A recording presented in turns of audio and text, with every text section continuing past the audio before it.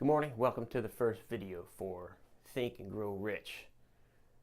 At least my version of it. In my Getting Good First, I'm teaching this in this fashion right now. I'm trying to see what works. Actually not trying, but seeing what works. We had a big argument about the word trying last night. Now this was a good argument, a laughing argument. We were all laughing at the word try and how it can be used in so many different ways. That'll be another lesson though. So this one is the beginning of the book, and then I'm going to do another video after this that's going to show you about a timeline, how to use a timeline to examine your life for those successes and how you and the patterns to those successes basically. So I'll go over that in a minute. But for now, what I'd like to do is encourage you to continue reading chapter 9 out of the Think and Grow Rich book. You're supposed to be reading it 14 days in a row. So if you've already started and you messed up, you didn't read it last night for whatever reason, that's okay. Just start over today and you'll be able to just continue on. Start over today on day number 1.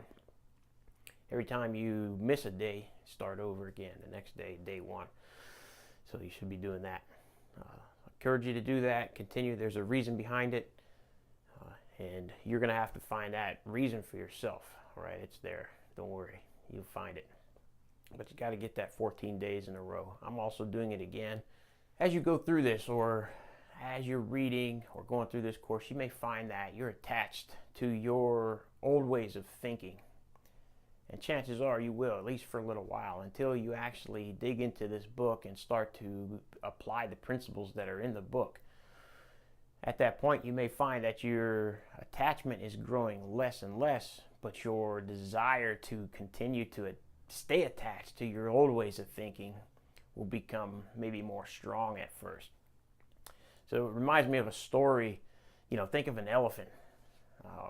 Baby elephants, when they're first born in a circus, they are basically tied to a stake. The rope is tied to their leg, the stake is staked into the ground. Whenever they do that, it's to keep them stationary, to keep them in one spot so that they don't get away. What happens over time is eventually the owners can take the rope off the elephant because it's been so long. They've had that attached to them so long that they feel like they cannot go anywhere. So it's kind of what might happen to you. You may have had that stake and rope tied to you for so long on your leg that you believe you have to stay right there. You believe that the rope and the stake are still there. That's what this course is doing. My goal is that you can release that and then also understand it and look down at your leg and see that it's not there so that you can take off on your journey. All right. If you're not, one thing that I found I was attached to and still am to some degree is the attachment to what other people think. And for a long time, I based my life on what other people think more than I should have. I'm very slowly starting to remove that attachment, and really that's really helping me out a lot in gaining perspective and being able to understand more about how this process works. All right, so losing that attachment to what other people think is a great thing. So what happened is what I would do was hold on to things.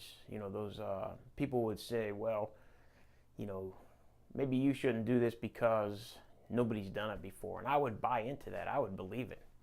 People would say, about my weight, Matt, well, look at that. You're so fat or you're so chubby, you can't do that. And I would buy it. That was even as a kid that I would buy into that. And that affected my life when people would say stuff like that. So I bought into what they said, and I was attached to their thoughts of me. So if that's you too, you can look forward to being able to learn how to detach from that thought and understand that whatever people think is irrelevant to your life. People are going to always think about your life different than their own life. What I started to notice was that even though people may be talking to me about something that I shouldn't be doing because nobody's ever done it before, or that it's a dumb idea, something like that, I would find them then doing something similar or talking about a similar idea or something. And I just got to where I say, I'm gonna run with what I have, right? And that's kind of the outcome of that is this course. I have desired to make this course over the past 3 months, but really for sure since I know that I read it, a few years back, the initial read. I wanted to teach people this, and I did have a chance to teach my kids. At least if they would listen, I'd let them know about it. Different principles that I would hear in this book. So that desire, all right, is strong. And so now I'm starting to manifest it. You're part of this, and you're seeing the manifestation of that idea. You're seeing this come true for me. So I thank you again for giving me this opportunity to be part of your journey. So what we're going over right now, in some of the versions of the book, it's called the preface, and other versions, it's called a word from the author. The author, obviously, is Napoleon Hill. Talked a little bit about that on the initial call the other night, last Thursday. And in this book, he mentions the secret hundreds of times. Mentions the word secret hundreds of times. Also, there's mention of who has actually used this book. You might recognize a few of those names.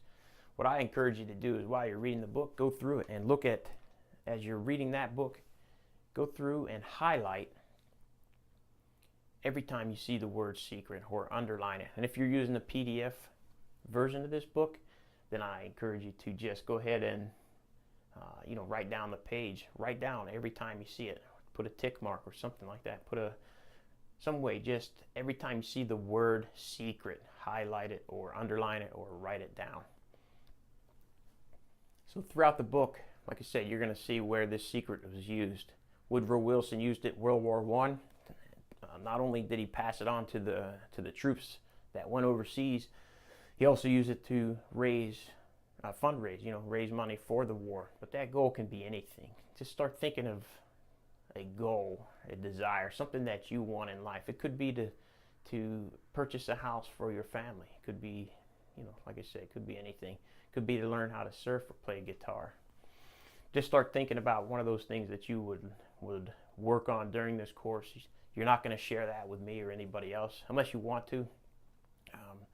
But it's your goal, it's your idea. We're not so much going to cover the goal part of it. We're going to cover the mindset part so that you can apply these principles and that idea to your goal, specifically accomplishing it for you. Everything you see, man-made.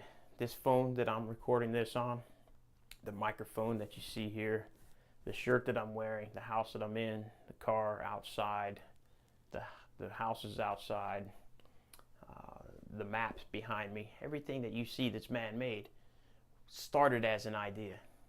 They are ideas that were not rejected by someone. Someone took action and made those happen, which is what you're going to do because you're learning these principles. You're understanding that idea that you have is a thing. That thought is a thing, all right? In the book, notice that Barnes, right? Did you feel like you were with Barnes as he walked up to talked to Edison, and Edison looked at him and said, I believe the word that he used was tramp. The tramp stood out front there. You think that at that point in time, Barnes had any hope of working with Edison from Edison's point of view? I doubt it, because of the way he talks about him. Why would he call him a tramp? So he walked up there. You can picture that, right? He walks up to Edison, knock on the door. Hey, Mr. Edison, I'm here to work for you. I'm here to be your business partner. I don't know you. I never met you. I don't have anything to offer you at this moment, but I know that I'm going to be your business partner. What would you do? What would Edison said? Wow, I can't understand it. And it took many years from that point. But the idea to keep in mind here, the thought, the vision to hold here is that Barnes took action on his idea. He knew that he wanted to work with Edison, so he took action. He took a small step towards it. He didn't have the money. He didn't know Edison, but he jumped on the train and went to meet Edison. And that one small action, that one small step carried him through to the end of his dream to work with Edison, right? And did you see what was his goal? To work with Edison. All right, think about Neil Armstrong landing on the moon. What did he say? One small step for man, one giant leap for mankind. Okay, same concept, right? He only took one small step, all right, but overall that one small step was a giant leap for his dream. Okay, keep that in mind for yourself too. Taking that one small step might be all it takes to launch you to success. One thing that I've learned taking this course and working with mentors is what I have in my mind to do, say, do a course like this. If I don't take that one small step and get started, I never will. All right, I've learned that about myself. When I did my timeline, I found out that for me to be successful, I have to take almost instant action. Even if I have no clue of what's going to happen next, I just take that instant action, even if it's small. Making this video, making the audio the other night, no matter what. I didn't wait for people to get online. I didn't wait for anything specific to happen. I just set the date and I did it. All right, and that's what you have to do sometimes. It's just going to take those steps. It's scary sometimes, and you got to do it though. All right, Barnes did it, and you see that it led to him eventually selling the dictating machine, which all the other salesmen said would never work. How can this dictating machine work? Nobody will want to buy it. It'll take way too much effort, and it won't be worth the money. So next, I would like to teach you and tell you, look for those areas in life where people are afraid to fail, all right? And then pick those up as part of your process, your journey, all right? Look around for that. You could probably go to work and find out where people are afraid to fail. There's probably a job open or, some task that is one small step for you, but is a giant leap for your journey. And by doing it, yeah, you're going to take a risk, all right? You're going to take a risk and see what happens. Think about what that is. What is that one small step you could take? Is it, reading a book about your company and finding out more about what your company does?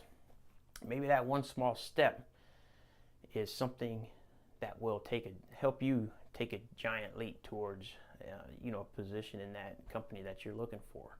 They might want to see who's dedicated enough to do that. Okay, it doesn't have to be something so catastrophic that it's that you're gonna, if you fail, you lose your job. That's dramatic. Don't think about it in that way. Think about these one small steps as positive things that you could do. Okay, like read that book. Maybe having that conversation with one person, talking to them about their weekend could lead to a giant leap in your goal. Right? Luck is when opportunity meets your preparedness. All right. When you prepare for that opportunity. You never know when the opportunity is going to show up, but you're always prepared for it. Then when it does show up, everyone will think, wow, look how lucky you are. How did you get so lucky? You must have just fallen right into that.